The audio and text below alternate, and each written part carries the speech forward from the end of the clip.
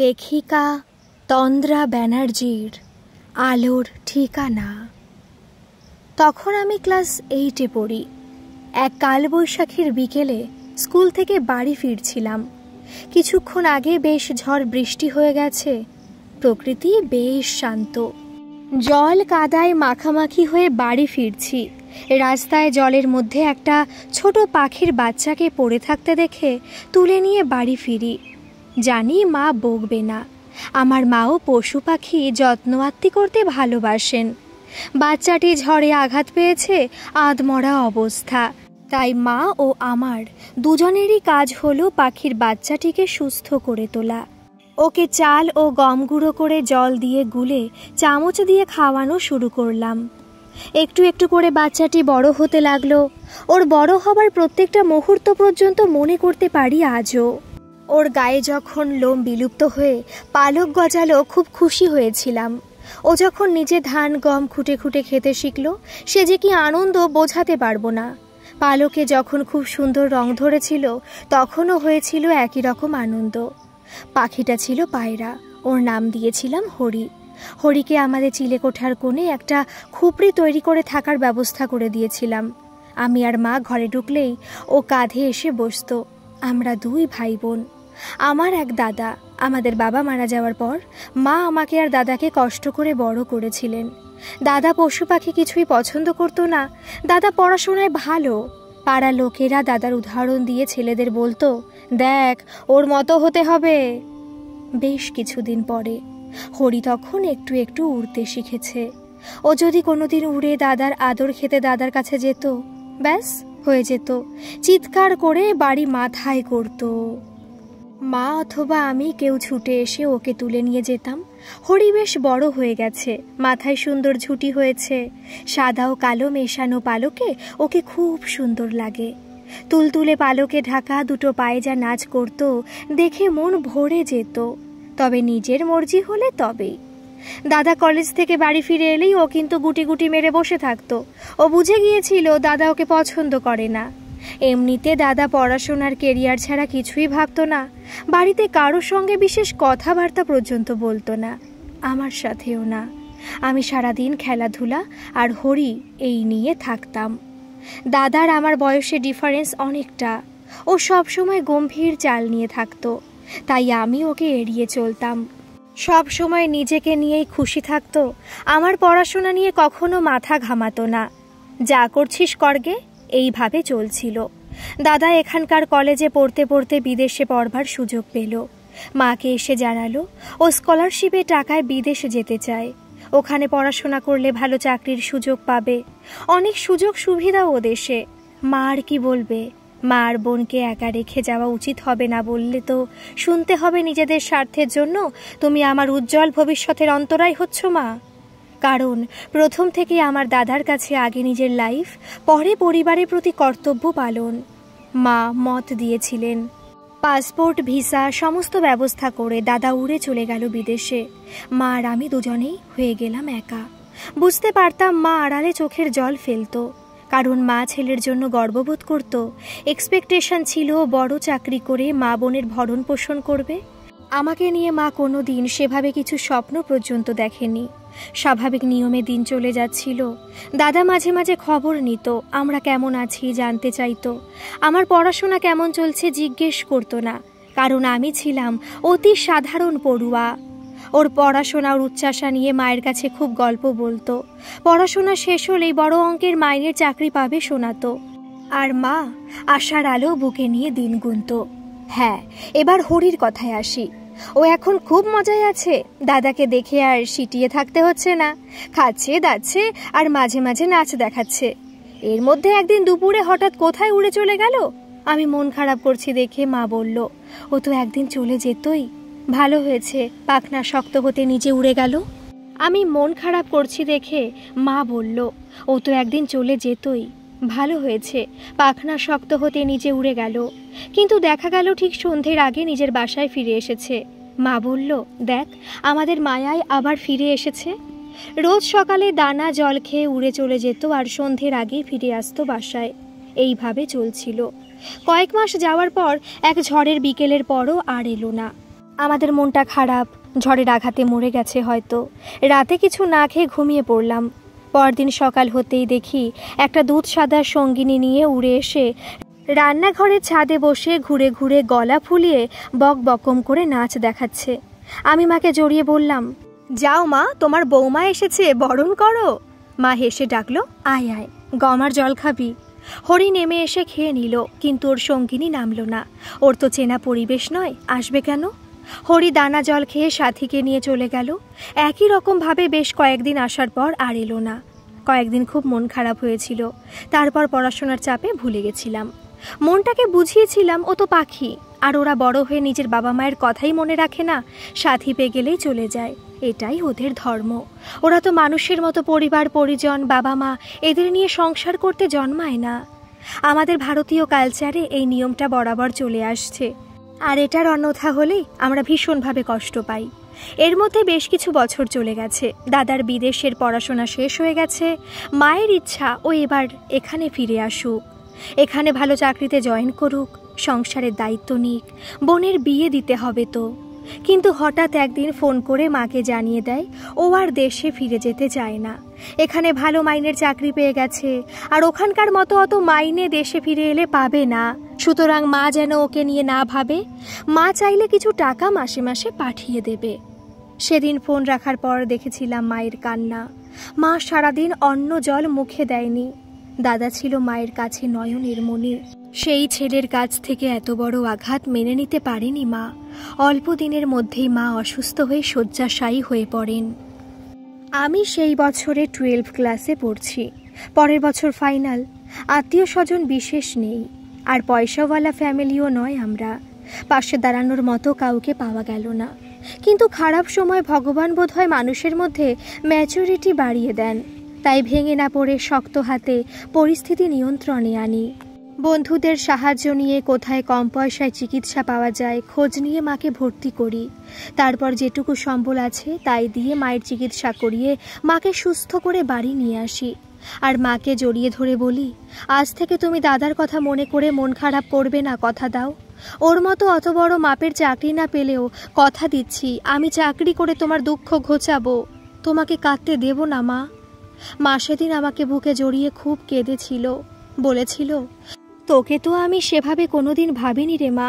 ভেবেছিলাম ছেলে চাকরি করবে, সংসারের দায়িত্ব নেবে, মেয়ের ভালো ছেলে দেখে বিয়ে দেবে, তারপর ভালো ঘরের শিক্ষিত মেয়েকে বউ করে নিয়ে আসবো।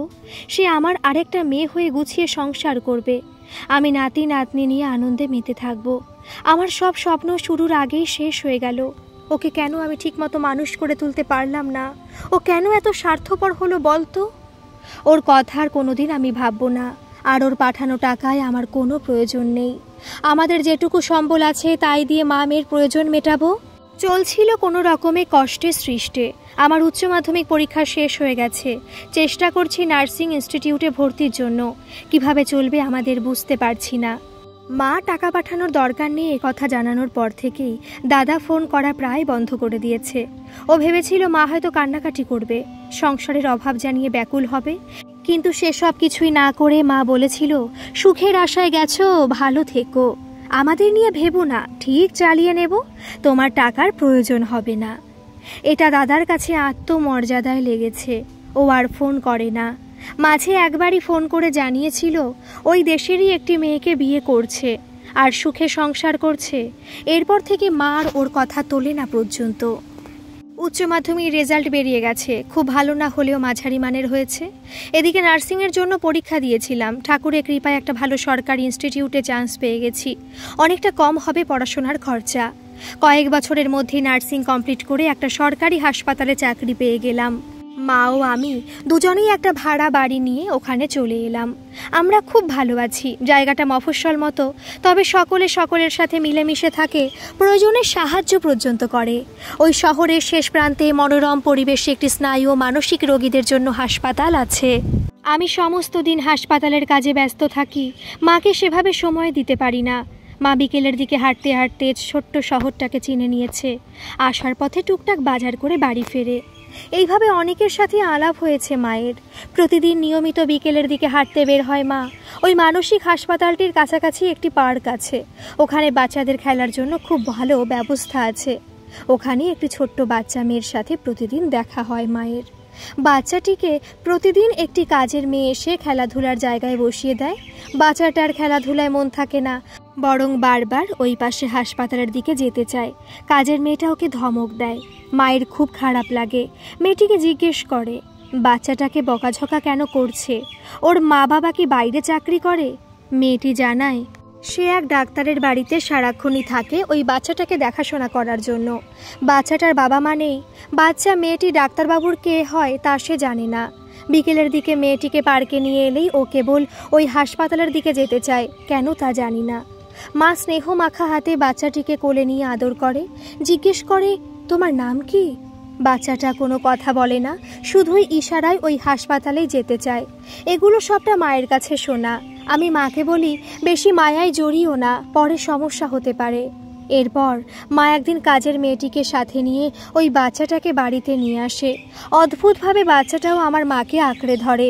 দেখাশোনা করা মেয়েটি জানায় ও বাড়িতে মোটে খেতে চাইতো না, স্নান করতে চাইতো না, খেলাধুলো তো নয়ই। কিন্তু মা খাইয়ে দিলে টুকটুক করে খেয়ে নেয়। কিন্তু এবার মুশকিল হলো ও মেয়েটির সাথে আর বাড়ি ফিরে যেতে চায় না। কিন্তু মেয়েটা ভয় পায়, বাড়িতে ফিরতে দেরি হলে ডাক্তারবাবুর কাছে বকাঝকা খেতে হবে। বাধ্য হয়ে মাকে বললাম তুমি মেয়েটির সাথে গিয়ে ওকে বাড়িতে পৌঁছে দিয়ে এসো, এজন্যই তোমাকে বেশি জড়াতে নিষেধ করেছিলাম। এরপর মা বেশ কিছুদিন পার্কে যায়নি। বাচ্চাটার খবরও আমরা জানতে পারিনি। আমি যে হাসপাতালে আছি ওখানকার শিশু বিভাগেই আমার ডিউটি পড়েছে। সেদিন সন্ধ্যায় একটি নতুন পেশেন্ট ভর্তি হয়েছে। শিশু পেশেন্টটিকে দেখে চমকে উঠলাম। এ তো মায়ের সঙ্গে আমাদের বাড়িতে এসেছিল সেই বাচ্চাটা। ধুম জ্বরে প্রায় অজ্ঞান, ঠোঁট দুটো মাঝে মাঝে ফাঁক করে ক্ষীণস্বরে মা ডাকছে। আমার নাইট ডিউটি ছিল। বাচ্চাটাকে যতটা সম্ভব শুশ্রূষা করাতে একটুখানি সুস্থ হয়েছে। রাতে ডিউটিরত ডাক্তারবাবু বলেছেন সময় মতো বাচ্চাটিকে ভর্তি করা না হলে হয়তো মারা যেত, কারণ বাচ্চাটা বেশ কয়েকদিন কিছুই খায়নি। বাচ্চাটার মনেও ভীষণ চাপ পড়েছে, নিজেকে ভীষণ অপরাধী মনে হচ্ছিল। মাকে আমি তো নিষেধ করেছিলাম বাচ্চাটাকে নিয়ে মাখামাখি করতে, হয়তো এজন্যই ও খাওয়া দাওয়া বন্ধ করে দিয়েছে। আর মনেও ভীষণ আঘাত পেয়েছে। পরদিন সকালে ডিউটি শেষে বাড়ি ফেরার সময় আমার জায়গায় যে নার্সটি জয়েন করেছে ওকে বাচ্চাটার ব্যাপারে একটু স্পেশাল কেয়ার নেওয়ার জন্য বললাম। শুনেও জিজ্ঞেস করলো বাচ্চাটা কি আমাদের আত্মীয়? আমি ওই না হ্যাঁ করে কোনো রকমে দায়সারা উত্তর দিয়ে বাড়িতে চলে এলাম। বাড়িতে এসেও স্নান খাওয়া করে বিশ্রাম নিতে গিয়েও স্থির থাকতে পারছিলাম না। মা আমার অস্থিরতা দেখে জিজ্ঞেস করলো কি রে, তোদের হাসপাতালে কি কোনো সমস্যা হয়েছে? এসে থেকে দেখছি ভীষণ অন্যমনস্ক। মাকে বলা এখনই ঠিক হবে না। বাচ্চাটাকে নিয়ে মা একটু বেশি অবসেসড। সন্ধ্যায় হাসপাতালে পৌঁছেই বাচ্চাটার কাছে গেলাম। আগের থেকে একটু সুস্থ মনে হলো ওকে। আমার বান্ধবী ডিউটি শেষে এসে বলল বাচ্চাটা এ যাত্রায় বেঁচে গেল রে, তবে ওর ব্যাপারে যা শুনলাম এভাবে কি করে ও বেড়ে উঠবে? আমি কেন, কি হয়েছে জানতে চাইলে ও বলল বাচ্চাটির দেখাশোনা করা মেয়েটির কাছে শুনেছে বাচ্চাটির বাবা মা কেউই নেই, কোন এক ডাক্তারের বাড়িতে থাকে বাচ্চাটা। আমি পরদিন বাড়ি ফিরে সবটাই মাকে জানাই। বাচ্চাটা যে এখন আমাদের হাসপাতালে ভর্তি হয়েছে আর আগের থেকে অনেকটা সুস্থ সেটাও বলি। মা আমার সাথে হাসপাতালে যেতে চাইলে আমি মাকে নিয়ে যাই। মা বাচ্চাটার কাছে যেতেই বাচ্চাটা দুহাতে জড়িয়ে ধরে মাকে। সেদিনই শুনলাম ওর ছুটি হয়ে যাবে। ওর গার্জেন হিসেবে একজন ভদ্রলোক বাচ্চাটাকে নিতে আসে, সাথে আয়া মেয়েটি। কিন্তু আমার মাকে আঁকড়ে ধরে আছে বাচ্চাটা, কিছুতে আয়া মেয়েটির সাথে যাবে না। ওই ভদ্রলোক একজন ডাক্তার। উনি মাকে ওনার সাথে বাড়িতে যাওয়ার জন্য অনুরোধ করেন, কারণ মাকে ছাড়া বাচ্চাটাকে বাড়িতে নিয়ে যাওয়া যাবে না। আমি মাকে বললাম তুমি যাও, ওকে বাড়িতে পৌঁছে দিয়ে চলে এসো। মা ওদের বাড়িতে গিয়ে ওকে খাইয়ে ঘুম পাড়িয়ে তবে বাড়িতে ফিরে আসে। এরপর প্রায় প্রতিটি দিন হয় আয়া মেয়েটি বাচ্চাটিকে নিয়ে এ বাড়িতে আসে, নয়তো আমার মা ডাক্তারবাবুর বাড়িতে গিয়ে বাচ্চাটার দেখভাল করে। আমার কাছে এ এক উটকো ঝামেলা মনে হচ্ছে। এক এক সময় মায়ের সঙ্গে কথা কাটাকাটি হয়ে যায়। মা এখন আমাদের বাড়িতে সময় কম দেয়। বাচ্চাটার দেখভাল করার দায়িত্ব মনে হচ্ছে মা নিজেই নিয়েছে। বাচ্চাটা বেশিরভাগ সময় আমাদের বাড়িতে খায়, আর মা বাড়িতে ভালো রান্না করা খাবার নিয়ে ওদের বাড়িতে চলে যায় ডাক্তারবাবুর জন্য। ওই ভদ্রলোকের তো সুবিধা হয়েছে, খুব ভালো খাবার খেতে পাচ্ছে, বাচ্চাটার ব্যাপারে ভাবতে হচ্ছে না, আর কি চাই। মা এখন কিভাবে সময় কাটাবে ভাবতে হয় না। দিন চলে যাচ্ছিল, ডাক্তার ভদ্রলোকের সাথে মায়ের একটা সুন্দর সম্পর্ক তৈরি হয়ে গেছে।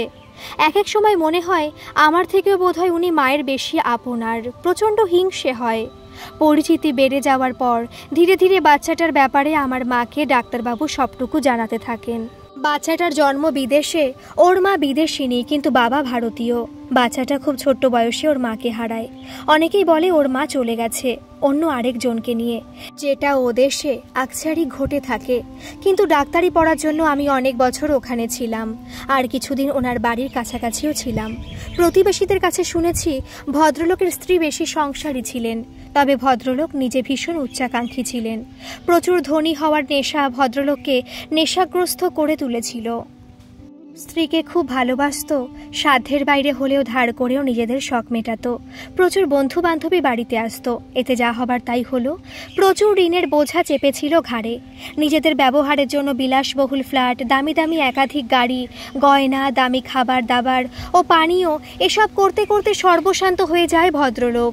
আর তারপর অফিসে অর্থ তছরূপের দায়ে দোষী সাব্যস্ত হয়। প্রথম চাকরিটা চলে যায়। বহু কষ্ট করে বন্ধুদের সাহায্য নিয়ে নতুন কোম্পানিতে জয়েন করে। কিছুদিন যেতে না যেতেই পুরনো রোগের প্রভাবে আবার দোষী সাব্যস্ত হয়। ওনার স্ত্রী প্রেগনেন্ট ছিল। এবার ভদ্রলোকের জেল হয়ে যায়। উনি ভেবেছিলেন স্ত্রী জেল থেকে বের হওয়ার ব্যবস্থা করবে, কিন্তু জেলে বসেই কোনো এক শুভান্যধায়ী বন্ধুর কাছে ভদ্রলোক জানতে পারেন ওনার স্ত্রী প্রেগনেন্ট অবস্থায় কোনো এক ধনী পয়সাওয়ালা ভদ্রলোকের সাথে ঘুরে বেড়াচ্ছে। ওই সময় ভদ্রমহিলা একটি কন্যা সন্তানের জন্ম দেয়। স্বামী জেল হাজতে বাস করছে, আর স্ত্রী বাচ্চাটাকে বাড়িতে এক পুরনো বুড়ি আয়ামাসির কাছে ফেলে রেখে বাড়ি থেকে চলে গেছে। ঠিকমতো খেতে না পেয়ে বুড়ি মাসিমাও হঠাৎ মারা যায়, আর বাচ্চাটা নিরাশ্রয় হয়ে পড়ে। অনেক খুঁজেও কোথাও ওর মায়ের সন্ধান পাওয়া যায়নি। ওদেশের নিয়ম অনুযায়ী বাচ্চাটাকে একটা শিশু আশ্রমে রেখে আসে প্রতিবেশীরা। ভদ্রলোক সংশোধনাগারে থাকতে থাকতে সবটা জানতে পারেন সেই হিতাকাঙ্ক্ষী বন্ধুর মুখ থেকে। এদিকে এইসব ৭-৫ কারণে ভদ্রলোক মানসিক চাপ সইতে না পেরে মানসিক ভারসাম্য হারিয়ে ফেলছিলেন। ওনাকে তখন জেল হাজত থেকে মানসিক হাসপাতালে ভর্তি করা হয়। সেই সময় ডাক্তারি পড়ার সুবাদে ওই হাসপাতালে একজন নিউরো সাইকিয়াট্রিস্ট হিসেবে আমি ইন্টার্নশিপ করছিলাম। মাঝে মাঝে ভদ্রলোককে মনে হতো স্বাভাবিক, আবার কিছু মুহূর্ত পরে অস্বাভাবিক আচরণ করতেন। মানসিক আঘাতের ফলে বিকারগ্রস্ত হলেও বুঝতে পারতাম উনি এদেশে আর থাকতে চাইছেন না। এদিকে আমার ইন্টার্নশিপ শেষ হওয়ার মুখে আমি হাসপাতালের কর্তব্যরত চিকিৎসকদের সাথে আলোচনা করি। ওনাদের সাহায্য নিয়ে কর্মকর্তাদের সাথে দেখা করে ওনাকে ওখানকার হাসপাতাল থেকে দেশে নিয়ে আসার ব্যবস্থা করি। এখন আমি হাসপাতালেই কর্তব্যরত চিকিৎসক, আর ওনাকে এখানে ভর্তি করেছি। বাচ্চাটাও বাবার সাথে এখানে ফিরে আসে, কারণ ওর মায়ের কোনো সন্ধান পাওয়া যায়নি। বাবা ওর একমাত্র গার্জেন। ঈশ্বরের লীলা দেখুন, বাবাকে তো মেয়েটি সেভাবে কাছেই পায়নি, তাও সবসময় হাসপাতালের দিকে যেতে চায়। মা সন্ধ্যায় বাড়িতে ফিরে আমাকে সমস্ত ঘটনা বলে। আমি বললাম, তুমি কিন্তু বেশি জড়িয়ে পড়ছো মা। বাচ্চাটা যখন ওর বাবার কাছে ফিরে যাবে তখন তুমি কষ্ট পাবে। ও তো তোমার কোনো আত্মীয় নয়, তুমি একটু চেষ্টা করে বেরিয়ে এসো ব্যাপারটা থেকে। ওই ডাক্তার ভদ্রলোক বাচ্চাটার প্রতি এতটা ভালোবাসা জেনে তোমাকে ব্যবহার করছে। মা কিন্তু কথাটা শুনে ক্ষুব্ধ হন, বলেন, একজন সৎ ব্যক্তির সম্পর্কে এইভাবে বলা কি ঠিক হচ্ছে? বিদেশ থেকে একজন মানসিক রোগীর দায়িত্ব নিয়ে এখানে এসে চিকিৎসা করার সুযোগ করে দিয়েছে ছেলেটি। এতে ওর কি স্বার্থ ছিল বলতো? লোকটা আর ওর বাচ্চাটা তো পরিজনহীন হয়ে ওখানে মারা যেত। আমি মাকে বোঝানোর চেষ্টা করি উনি ওই দেশে চাকরি করতেন না, নাগরিকত্ব পেয়েছিলেন হয়তো। ওনার যাবতীয় সমস্যার সমাধান ওদেশেই হতো। ডাক্তার ভদ্রলোকের আগ বাড়িয়ে উপকার না করলেও অসুস্থ ভদ্রলোকও তার বাচ্চা মারা যেত না। মা আমার কথাকে পাত্তা না দিয়ে গজগজ করতে করতে চলে গেল। বেশ কিছুদিন হয়ে গেল আমি আমার হাসপাতালের কাজ নিয়ে ব্যস্ত আছি। মা এখন ব্যস্ত তার নতুন সংসার নিয়ে। কিছু মনে করবে না কেউ, রাগে বলছি। আমি মাকে সেভাবে আর বাধা দিইনি, দিলেও কোনো ফল হতো না। কিছুদিন আগে মায়ের কাছে শুনলাম মানসিক হাসপাতালে সাংঘাতিক একটা গণ্ডগোল হয়েছে। আমি অবশ্য বিস্তারিত কিছু জানতে আগ্রহ দেখাইনি, কারণ মায়ের এই অন্যদের ব্যাপারে জড়িয়ে পড়াটা আমার মোটেই ভালো লাগে না। সেদিন ছিল ছুটির দিন। সকালে ঘুম থেকে উঠে মাকে জড়িয়ে ধরে আদর করে বললাম, মা, অনেকদিন আমরা একসাথে বসে খাইনি, আজকে তুমি রেস্ট নাও, আজকে রান্নাটা আমি করব। তারপর দুজনে জমিয়ে আড্ডা দিতে দিতে খাবো। মা কেমন যেন অন্যমনস্ক হয়ে আছে দেখলাম। আমার কথা মা যেন শুনতেই পায়নি মনে হলো। মাকে ধরে নাড়িয়ে দেওয়াতে মা চমকে উঠে বলল, খুকু, তোর হাসপাতালে যেতে দেরি হয়ে গেল না রে? মায়ের খেয়ালই নাই আজকে আমার ছুটির দিন। বলল, কি খাবি বল, এক্ষুনি বানিয়ে দিচ্ছি। বললাম, কি হয়েছে তোমার, কেন এত অন্যমনস্ক হয়ে আছো, আমাকে বলো মা। মা কোনো উত্তর না দিয়ে রান্নাঘরে চলে গেল। আমি নিজের বিছানায় উপুর হয়ে শুয়ে ফুপিয়ে ফুপিয়ে কাঁদতে লাগলাম। আমি আমার মাকে হারিয়ে ফেলছি না তো। মা তো আগে এমন ছিল না, কত হাসি খুশি ছিল।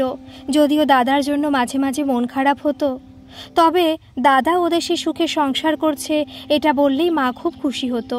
বলতো, যাক, বাবু তো ভালো চাকরি করছে, বৌমাকে নিয়ে ভালো আছে, এতেই আমি খুশি। যখন ওর মনে হবে বৌমাকে নিয়ে, তখন ঠিক আমাদের কাছে আসবে, দেখিস। আমি কপট রাগ দেখিয়ে মায়ের দিকে কটমট করে তাকালেই মা বলতো, দাঁড়া, তোরা যখন মা বাবা হবি বুঝতে পারবি মায়ের অনুভূতি কি জিনিস। সারাটা দিন কোনো রকমে দায় সারাভাবে কাটিয়ে বিকেলের দিকে ডাক্তার ভদ্রলোকের সাথে দেখা করব ঠিক করলাম। মা কেন এত চিন্তিত, মানসিক হাসপাতালে কি ঘটেছিল সবটা জানতে হবে আমাকে। মা অনেকবার ডাক্তার ভদ্রলোকের কোয়ার্টারে যাওয়া আসা করেছেন। আমি প্রথমবার যাচ্ছি, কিছুটা হেজিটেট হচ্ছিল। মনস্থির করে দরজার বেলটা টিপে দাঁড়িয়ে থাকলাম। মিনিট 5 পর সেই আয়া মেয়েটি দরজা খুলে দিল। জিজ্ঞেস করলাম, ডাক্তারবাবু আছেন? মেয়েটি বলে, হ্যাঁ, আসুন আপনি, বলে দরজা বন্ধ করে ড্রয়িং রুমে সোফায় বসতে বলে ভেতরে চলে যায়। কিছুক্ষণ পরে ডাক্তার ভদ্রলোক এসে নমস্কার করে বসলেন। বললেন, ঝগড়া করতে এসেছেন তো? আমি সোফা থেকে উঠে পড়েছি। উনি হাসতে হাসতে বললেন, আরে বসুন বসুন। এমনি মজা করে বললাম, আন্টির কাছে শুনেছি আপনি আমার ওপর খুব ক্ষেপে আছেন, তাই ভাবলাম হয়তো এবার সামনাসামনি ঝগড়া করতে এসেছেন। আমি বললাম, আপনি কিন্তু বাড়িতে আসার পর থেকে আমাকে অপমান করে যাচ্ছেন। ঠিক আছে, আমি চলে যাচ্ছি। উনি লজ্জিত হয়ে বললেন, না না, বলুন, কি বলতে চান। জানি আপনি তো আমার সাথে বন্ধুত্ব করবেন বলে আসেননি। বেশ কিছুক্ষণ পরে উনি বেশ সিরিয়াস হয়ে বললেন, দেখুন খুকু দেবী, আমি সঙ্গে সঙ্গে প্রতিবাদ করে উঠলাম, না না, ওই নামে ডাকবেন না। ওই নামে শুধু আমার মা আর দাদা ডাকে। আমি সুচিস্মিতা বর্ধন। ঠিক আছে, আমি মিস বর্ধন বলি। আপনি চা নেবেন না কফি? আমি বললাম, কিছু লাগবে না, মায়ের ব্যাপারে কিছু কথা জিজ্ঞেস করব, প্লিজ সঠিকটা জানান। বলে আজকে ছুটির দিনে সকালে যা ঘটেছে বিবরণ দিয়ে বললাম, আমার মা কিন্তু ভীষণ ইমোশনাল। উনি এমন কোনো ব্যাপার নিয়ে উদ্বিগ্ন যেটার কারণে অন্যমনস্ক থাকছেন। জানেন, মা ছাড়া আমার কেউ নেই, এক দাদা ছিল, এখন কোথায় আছে জানি না। উনি বললেন, জানি আন্টির এখানে আসাটা আপনি পছন্দ করেন না।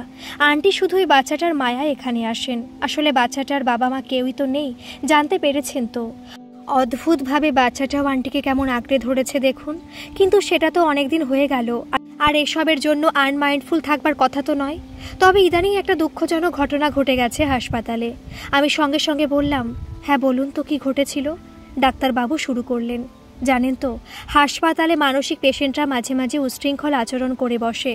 তবে গত কয়েক সপ্তাহ আগে একটু বাড়াবাড়ি পর্যায়ে চলে যায় সেটা। নিজেদের মধ্যে ব্যাপক মারামারি করে। সময়ে কন্ট্রোল করতে না পারলে হয়তো খুন খারাপি হয়ে যেত। অনেক পেশেন্ট এখনও পর্যন্ত সুস্থ হয়নি। এদের মধ্যে একজনের অবস্থা এখনও আশঙ্কাজনক। যে পেশেন্টের কথা বলছি, উনি বরাবরই একটু চুপচাপ ও একা থাকতে পছন্দ করেন। ওনাকে একটা আলাদা ঘরে রাখা হয়। অন্যান্য পেশেন্টরা মাঝে মাঝে উত্তেজিত হয়ে অস্বাভাবিক আচরণ করলেও তুলনামূলকভাবে ওনাকে নিয়ে কর্মকর্তারা খুশি। ওনার সমস্যা মূলত মাঝে মাঝে খাওয়া দাওয়া বন্ধ করে দেওয়া। এটা একটানা 5-7 দিনও হয়। উনি অসুস্থ হয়ে দুর্বল হয়ে পড়লে ওনাকে কৃত্রিম উপায়ে খাওয়ানো হয়। গত সপ্তাহ 2 আগে এই রকম যখন 2-1 দিন খাওয়া বন্ধ করে, তখনই আন্টির কাছে কথায় কথায় গল্প ছলে কথাটা বলি। পরের দিন আন্টি বেশ খানিকটা পায়েস রান্না করে নিয়ে এসে আমাকে দিয়ে হাসপাতালের সকল পেশেন্টকে খাওয়াবার জন্য পাঠিয়ে দেন। আমি কিন্তু জানি বাইরের কোনো খাবার হাসপাতালে অ্যালাউ নেই, তাই প্রথম আমি হাসপাতালে সুপারকে ব্যাপারটা জানাই। ভদ্রলোকের খাওয়া বন্ধ করে দেওয়ার ব্যাপারটাও জানিয়ে বলি, একঘেয়ে খাবার খেতে না দিয়ে যদি এটা পরীক্ষামূলকভাবে দিয়ে দেখা যাক না কি হয়। সুপার খাবারটা পরীক্ষা করার পরে অনুমতি দেন। প্রথম ওই ভদ্রলোককে দিয়ে শুরু করা হয়।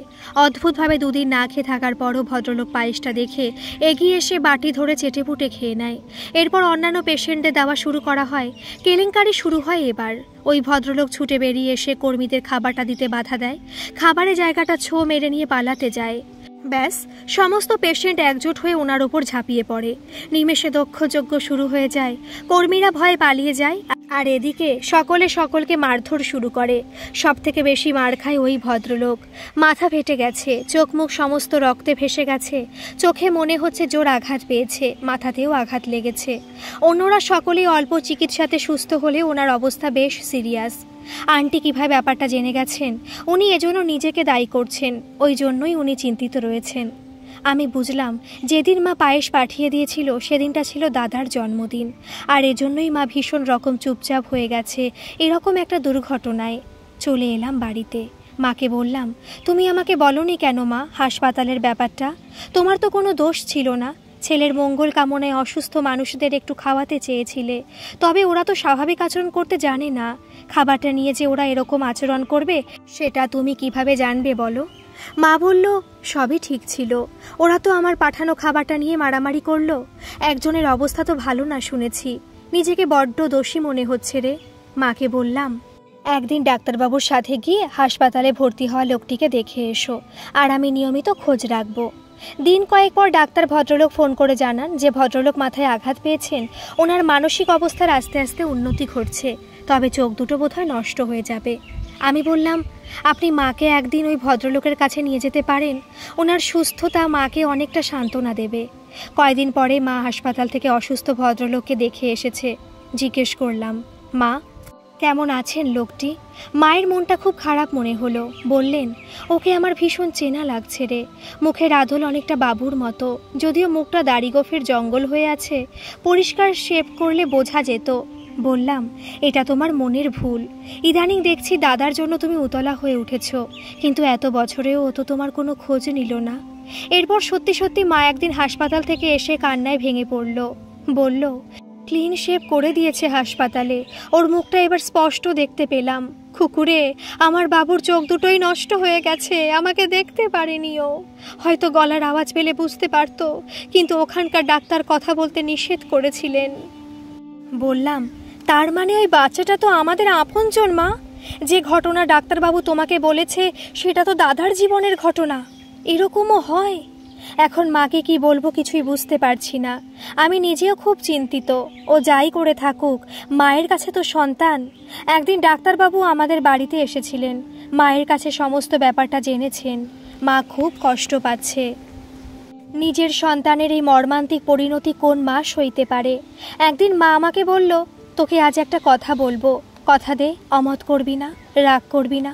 আমি মাকে বললাম, কি এমন বলবে যেটাতে আমি রাগ করব? মা বলল, ডাক্তার ছেলেটিকে আমার বেশ দায়িত্ববোধ সম্পন্ন ভালো ছেলে মনে হয়েছে। এখন যদি তোদের দুজনেরই মত থাকে তাহলে বিয়ের জন্য ভাবতে পারি। এছাড়াও আর একটা মনের ইচ্ছে তোকে জানাচ্ছি। দেখ, ডাক্তাররা তো জানিয়েছেন বাবুর মস্তিষ্কের সমস্যা ঠিক হয়ে যাবে, কিন্তু দুটো চোখ অন্ধ হয়ে গেছে, তাই পরোক্ষভাবে নিজেকেই দায়ী মনে হচ্ছে। আমি বললাম, ভনিতা না করে বলো, তুমি কি জীবিত অবস্থাতে তোমার চোখ দাদাকে দিতে চাইছো? মা বলল, হ্যাঁ, আমি একদিন ওকে পৃথিবীর আলো দেখিয়েছিলাম, আরেকবার না হয় সেই আলো দেখতে সাহায্য করলাম নিজের একটা চোখ দান করে। প্রচণ্ড রাগে ঘর থেকে বেরিয়ে এলাম। হাঁটতে হাঁটতে সেই পার্কটাতে গিয়ে কোণের একটা বেঞ্চে মন খারাপ নিয়ে বসেছিলাম। হঠাৎ ছোট্ট দুটো হাত আমার গলাটা জড়িয়ে ধরল।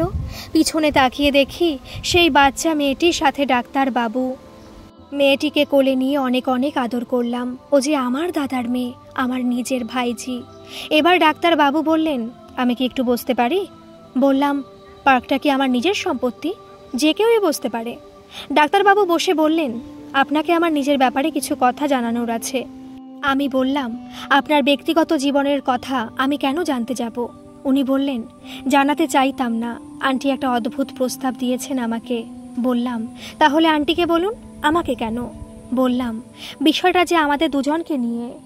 মনে হচ্ছে আন্টি আপনাকেও জানিয়েছেন, প্লিজ একটু ধৈর্য নিয়ে শুনুন। বললাম, ঠিক আছে বলুন। উনি বললেন, আমি কিন্তু কোনো ফ্যামিলির মধ্যে বড় হইনি, আমার বেড়ে ওঠা একটা অনাথ আশ্রমে। ওই আশ্রমেই পড়াশোনা, ওখানকার আবাসিকরা আমার আপনজন। পড়াশোনায় ভালো ছিলাম, তাই ওখানকার মহারাজদের অনুগ্রহে ডাক্তারি পড়তে বিদেশে পাড়ি দেওয়া, এবার ডাক্তার হয়ে দেশে আসা। আন্টিকে সব বলেছি, উনি বলেছেন তোমার কর্মই তোমার পরিচয়। আপনি এসব জেনে শুনে আশা করি আন্টির প্রস্তাবে রাজি হবেন না। ভেবে দেখব বলে বাচ্চাটাকে কোলে নিয়ে নিজের বাড়ি ফিরে এলাম। মা তো নাতনিকে নিজের কাছে পেয়ে খুশি। কিছুদিন পরে মা হাসপাতালে গিয়ে ওখানকার ডাক্তারদের সাথে কথাবার্তা বলে ঠিক করেছেন নিজের ছেলেকে একটা চোখ দান করতে চান। চোখ দেওয়ার আগে মা নিজের পরিচয় ছেলের কাছে গোপন রাখতে চেয়েছেন। অপারেশন হয়ে যাবার পরে ছেলে যেন জানতে পারে যে চোখ দান করেছে তার পরিচয়। এর মধ্যে ডাক্তারবাবুর সাথে মায়ের চোখ দান করা নিয়ে অনেক কথা হয়েছে। আমি যে মত দিতে পারছি না সেটা মাকে জানিয়েছি। ডাক্তারবাবু মাকে অপেক্ষা করতে বলেছেন, যদি মরণোত্তর চক্ষুদানকারী কারো চোখ পাওয়া যায়, কিন্তু মা অতদিন অপেক্ষা করতে রাজি নয়। যতদিন যাচ্ছে ততই ছেলের অন্ধত্ব মায়ের কাছে ভীষণ কষ্টদায়ক হয়ে উঠছে। তাই রাজি হতেই হলো। মায়ের চোখ দিয়ে দাদা আবার পৃথিবীর আলো দেখল।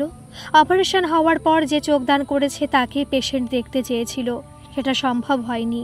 মা অসুস্থ ছিলেন, তাই মেয়েকে প্রথম সামনে আনা হলো। দাদা এখন মানসিকভাবে সম্পূর্ণ সুস্থ। আদ্যপান্ত সমস্ত ব্যাপারটা জেনে এখন অনুতপ্ত। তাছাড়া ও তো এখন নিজের চোখে নয়, মায়ের চোখ দিয়ে সব কিছুই ভালো দেখছে।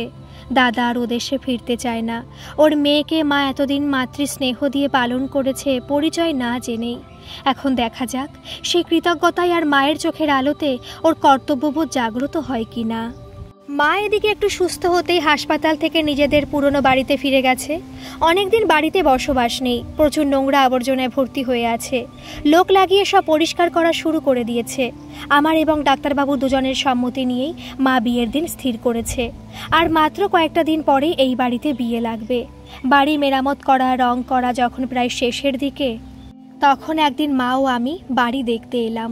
সিঁড়ি বেয়ে ছাদে উঠে এলাম। কত স্মৃতি জড়িয়ে আছে এখনো। আস্তে আস্তে চিলে কোঠার ঘরে ঢুকি। হরি থাকতো যে খুপড়িটায়, সেখানে গিয়ে দেখি ছোট্ট ছোট্ট তুলতুলে দুটো পাখির বাচ্চা। হরি নয়, হয়তো অন্য কোনো পায়রার বাচ্চা হবে, কিংবা হতেও পারে হরির বাচ্চা।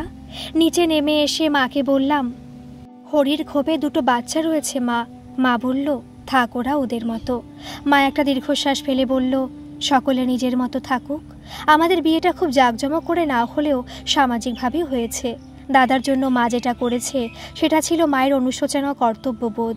এখন দেখার দাদা পুরনো কৃতকর্মের জন্য অনুতপ্ত হয়ে সন্তানের দায়িত্ব পালন করতে মার কাছে ফিরে যেতে চায় কিনা। কিন্তু মা আমাকে ও দাদাকে দুজনকে নিজের নিজের সংসারে ফিরে যেতে আদেশ দিয়েছেন। আমি প্রশ্ন করেছিলাম, তোমরা কিভাবে চলবে মা? মা হেসে উত্তর দিয়েছিল, দেখি কি করা যায়। দাদা অন্যত্র ফ্ল্যাট নিয়েছে। মা দাদাকে আবার বিয়ে করে সংসারী হতে বলেছিল। দাদা বলেছিল, না মা, এবার আমি তোমার চোখের আলো দিয়ে কিছু মানুষের জীবন আলোকিত করবার চেষ্টা করব। তোমার মতো করে না হলেও দেখি কিছুটা যদি হয়।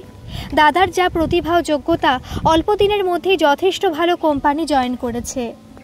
কিছু অনাথ ভবঘুরে বাচ্চা যারা এখানে ওখানে ঘুরে বেড়ায় আর ভিক্ষা করে কিছু টাকা পয়সা হাতে এলে সেটা দিয়ে নেশা করে, সেই সব বাচ্চাদের জন্য একটা এনজিও খোলার সিদ্ধান্ত নিয়েছে। দাদাকে এখন অন্য মানুষ মনে হয়। জীবনে বড় রকম আঘাত না পেলে মানুষ নিরহংকারী হয় না।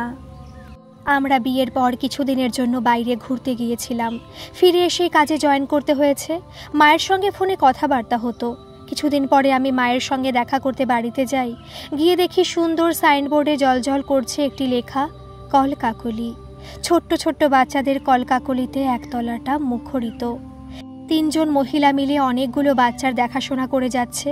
বিভিন্ন ধরনের খেলনা, দোলনা, কর্ডস ইত্যাদি দিয়ে সুন্দর করে সাজিয়ে রাখা হয়েছে ঘরগুলোকে। অবাক হয়ে জিজ্ঞেস করলাম, এগুলো কি হচ্ছে মা? মা বলল, আমার ডাক্তার জামাই আসুক, ওকে জিজ্ঞেস কর। বললাম, তার মানেও সব কিছু জানে, আর তোমার মেয়ে হয়েও আমি কিছুই জানলাম না? কিছুক্ষণ পরে দেবার্ঘ এলো, আমার হাজবেন্ড। কপট রাগ দেখিয়ে আমি দোতলায় উঠে এলাম। ওরা উঠে এলো পিছু পিছু। আমি বললাম, তোমরা তো খুব সুন্দর একটা প্ল্যান করেছিলে, কিন্তু আমাকে জানাওনি কেন? দেবার্ঘ বলল, মা নিষেধ করেছিলেন, তোমাকে সারপ্রাইজ দেবেন তাই। আমি খুশিতে মাকে জড়িয়ে ধরলাম। বললাম, দেখেছো, আমার মা সেলফ ডিপেন্ডেন্ট হতে পারে, কারো ওপর ভরসা না করে নিজের চেষ্টায় নিজের ভরণ পোষণ নিজেই করতে পারে। দেবার্ঘ বলল, শুধুমাত্র সেটাই নয়, এতে কত মানুষের উপকার হচ্ছে বলো। মা বলল, প্ল্যানটা কার জানিস? জিজ্ঞেস করলাম, কার মা? মা বলল, দেবার্ঘ। ও একদিন বলেছিল, আন্টি, আপনি যেভাবে মা বাবা কাছে না থাকা সত্ত্বেও আদরে যত্নে বাচ্চাটাকে সামলাচ্ছেন, ভবিষ্যতে বেশ কিছু বাচ্চার জন্য একটা ক্রেশ হতে পারবেন। অনেক বাচ্চার বাবা মা সারাদিন দুজনেই একসাথে বাড়ির বাইরে থাকে পেশার কারণে। সেই সব বাচ্চাদের দেখাশোনা করার জন্য এই ধরনের প্রতিষ্ঠান খুব প্রয়োজনীয় হতে পারে। তারপর তোরা সকলে এখন নিজের নিজের সংসারে ফিরে গেছিস। আমার নিজের সম্পত্তি বলতে বাড়িটা, তাই এই বাড়িটাকে কাজে লাগিয়ে প্রতিষ্ঠানটা তৈরি করলাম। সারাটা দিন বাচ্চাদের নিয়ে খুব খুশি থাকি রে। বেশ কয়েকজন মহিলার কাজের ব্যবস্থাও হয়েছে, আর সেভাবে দৌড়ঝাঁপ করে বাচ্চাদের টেক কেয়ার করবার ক্ষমতা নেই আমার। আমি বসে থেকে ওদের বলে দিই, ওরা সেভাবেই দেখাশোনা করে। আর ওরা তো নতুন ঢুকেছে, তবে খুব ভালো, বাচ্চাদের খুব ভালোবাসে। এখন মাত্র কয়েকটা বাচ্চাকে ওদের বাবা মা দিয়ে যায়। অফিস ছুটির পরে মা অথবা বাবা কেউ আসে, আই কার্ড দেখিয়ে নিজের বাচ্চাকে নিয়ে যায়। এখন মিনিমাম একটা ফিস নেওয়া হচ্ছে, তবে ওদের মা বাবারা খুব খুশি, প্রচুর উৎসাহ পাচ্ছি। প্রত্যেকে বলছে আমাদের শহরে এরকম প্রতিষ্ঠানের খুব দরকার ছিল আন্টি। ওরা সকলে আমাকে সহযোগিতা করবে, কথা দিয়েছে। আমার নাতনি তুলিকেও ওর বাবা সকালে দিয়ে যায়, আবার অফিস ফেরত ওকে ঘরে নিয়ে যায়। বাবুর ইচ্ছে ছিল তুলি আমার কাছ থেকে বড় হয়ে উঠুক, আমি রাজি হইনি। সারাদিন দায়িত্ব নিতে পারবো, কিন্তু রাতে বাচ্চা সামলাতে পারবো না। যদি সকলে মিলে প্রতিষ্ঠানটাকে বড় করা যায় সেটা নিয়ে ভাবনা চিন্তা করছি। প্রত্যেকটা বাচ্চার জন্য স্পেশাল কেয়ার নেওয়ার ব্যাপারে বিশেষ লক্ষ্য রাখতে হবে। ভবিষ্যতে তোদেরও যখন বাচ্চা কাচ্চা হবে, তোরা আমার প্রতিষ্ঠান থেকে সাহায্য পাবি, ভাবিস না? আমি মায়ের কোলে শুয়ে বললাম, আমি তো তোমার বাচ্চা মা। মা বলল, ধেড়ে বাচ্চা। আর ধেড়ে বাচ্চাটাকে সামলানো আমার দ্বারা হবে না বলেই না আমি দেবার্ঘর হাতে তুলে দিয়েছি। আজকে আমি দেবার্ঘ কেউই ফিরে গেলাম না। অফিস থেকে দাদাকে ডেকে নিলাম, নিচে নেমে দিদিদের বললাম, আজ বাচ্চাদের সব দায়িত্ব তোমাদেরকে নিতে হবে। অনেকদিন পর আমরা ভাই বোন মিলে মাকে নিয়ে আনন্দ করব। ওরা হেসে সম্মতি জানালো। কিছুক্ষণ পরেই দাদা এলো হাতে অনেকগুলো খাবারের প্যাকেট নিয়ে। খাওয়া দাওয়া হয়ে যেতে মা বলল, তোরা সকলে আজ একটা প্রতিশ্রুতি দে।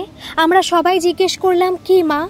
আমি না থাকলেও আমার সাথে কল কাকলি যেন বন্ধ না হয়ে যায় দেখিস। আমার এই বাড়িতে সকল সময় বাচ্চাদের আসা যাওয়া বজায় থাকে, তাতে আমি সশরীরে না থাকলেও আমার আত্মা শান্তি পাবে। দাদা মাকে প্রণাম করে বলল, মা গো, তোমার আদেশের অমর্যাদা হবে না কথা দিলাম, কিন্তু এত তাড়াতাড়ি তোমার অবর্তমানের কথাটা যে খুব ভারী মনে হয়। আর ভবিষ্যতে তোমার অনুপস্থিতিতে আমরা কি করে ভালো থাকবো মা? তোমার আলোয় আলোকিত হতে চাই আমরা সকলেই। দেবার্ঘ গেয়ে উঠল, চোখের আলোয় দেখেছিলাম চোখের বাহিরে। লেখিকার মতো আমিও বলছি যে আপনাদের এই গল্পে কোন চরিত্রটি ভালো লেগেছে অবশ্যই কমেন্ট করে জানাবেন।